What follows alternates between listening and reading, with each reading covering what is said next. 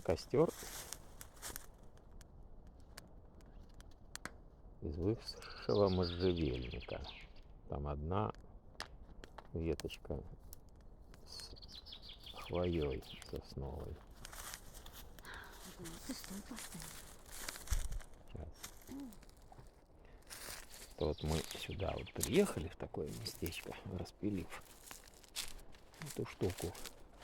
А можжевельника здесь немерено, просто немерено. Вот все в сухом можжевельнике.